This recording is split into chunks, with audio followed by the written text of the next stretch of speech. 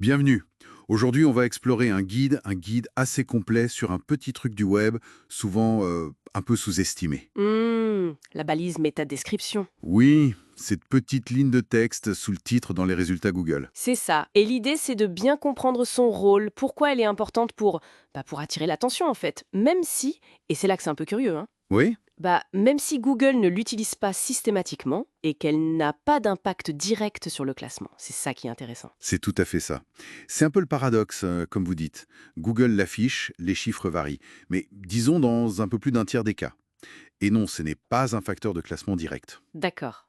Mais Une métadescription bien fichue, bien pensée, elle peut vraiment booster le taux de clic, le CTR comme on dit. ah, le fameux CTR. Voilà, c'est là sa vraie force. Parler à l'humain, lui donner envie de cliquer sur votre lien plutôt qu'un autre. Ok, je vois. Mais alors, si Google l'ignore parfois, pourquoi on devrait s'embêter avec ça? Et surtout, comment on écrit la bonne, celle qui marche, d'après ce guide? Ben justement, Le guide donne un exemple assez parlant là-dessus, non? Sur l'impact concret. oui, tout à fait. L'exemple est simple. Prenez une page qui a, disons, 50 000 affichages par mois dans Google. Ok.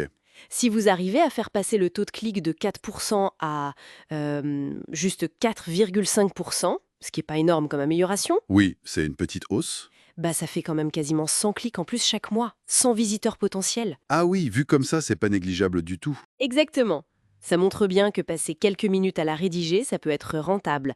Surtout pour les pages clés, celles qui ramènent du monde ou celles qu'on partage beaucoup sur les réseaux. Ah, les réseaux sociaux aussi, hein? Oui, petit détail technique mais utile.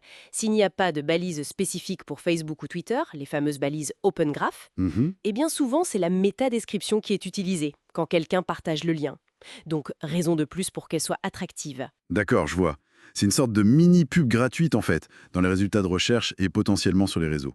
Bon, alors concrètement, on fait comment?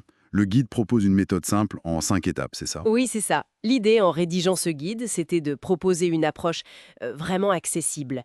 Alors, premièrement, développer le titre. Développer le titre. Oui, voir la description comme une extension du titre. On a plus de place, donc on peut donner plus de détails, mettre en avant un argument clé, un avantage unique, sans forcément bourrer de mots-clés, hein. L'idée, c'est de séduire. Ok, séduire avant tout. Deuxième étape. Deuxièmement, bien viser l'intention de recherche. Comprendre pourquoi la personne tape ça dans Google. Qu'est-ce qu'elle cherche vraiment? Et comment on sait ça? Un bon réflexe, regardez les résultats actuels, la SERP. Pour métadescription, les gens veulent une définition. Pour comment nouer une cravate, ils veulent des étapes claires. Il faut s'adapter. Logique, très juste. Ensuite. Troisièmement, utilisez la voix active. Parlez directement à l'internaute. Découvrez comment, apprenez à, comparez les meilleurs. C'est beaucoup plus engageant. Oui, ça donne envie d'agir. Voilà. La voix passive, c'est moins percutant. Sauf cas particuliers comme les définitions, justement. D'accord, quatrième point. Quatrièmement, être concis. Très important. L'espace est limité. On parle d'environ 160 caractères sur ordi et plutôt 120 sur mobile. Ah oui, moins sur mobile. Oui, donc le message essentiel doit être au tout début. D'ailleurs, pas mal d'outils SEO comme Yoast ou Ranksmath sur WordPress aident à vérifier la longueur, c'est pratique. Bien vu. Et la dernière étape? Cinquièmement, le déploiement. Mettre la description en ligne. Honnêtement, c'est souvent très simple avec les plateformes comme Wix, Shopify, WordPress. Oui, en général, il y a un champ dédié. C'est ça. Si on doit le faire à la main dans le code HTML, juste faire attention aux guillemets, mais bon, c'est plus rare maintenant. Ok, c'est clair, ça paraît faisable. Mais imaginons, j'ai un site avec des centaines, voire des milliers de pages. Je commence par où?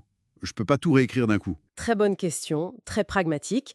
Le conseil du guide est simple, prioriser. Prioriser. Oui, concentrez-vous d'abord sur les pages qui reçoivent déjà le plus de trafic depuis Google. C'est là où une petite amélioration du CTR aura le plus gros impact, forcément. Logique, oui. D'ailleurs, il existe des outils d'audit SEO, on en cite quelques-uns comme Ahrefs ou SEMrush dans le guide, qui aident justement à identifier ces pages prioritaires. Super. Donc, si on résume l'idée forte de ce guide que vous avez écrit, la métadescription, c'est pas juste une formalité technique, Ah non, loin de là. c'est un vrai outil marketing, une petite vitrine pour convaincre l'internaute que notre page, c'est la bonne réponse pour lui, et hop, on gagne un clic qualifié. C'est exactement ça. C'est un des aspects du SEO où franchement, avec un effort relativement modeste, on peut voir des résultats assez rapidement. Pas besoin d'être un super technicien. Oui, c'est encourageant.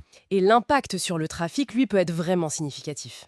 Et d'ailleurs, vous mentionnez dans le guide, pour ceux que ça pourrait intimider un peu, Oui. que le SEO, ça peut sembler complexe, mais qu'il y a des ressources et même de l'aide professionnelle disponible. Tout à fait. C'est vrai que le SEO a cette réputation parfois un peu technique, opaque. C'est pour ça qu'avec notre agence, on accompagne les entreprises là-dessus pour améliorer leur visibilité Google, rendre les choses plus claires. D'accord. Et pour finir, peut-être une petite réflexion. C'est quand même fascinant, non, de penser que quelques mots, juste une phrase bien choisie dans le code d'une page, Hmm. ça peut influencer des milliers de décisions de clics chaque mois. Ça peut vraiment orienter le parcours des internautes sur le web.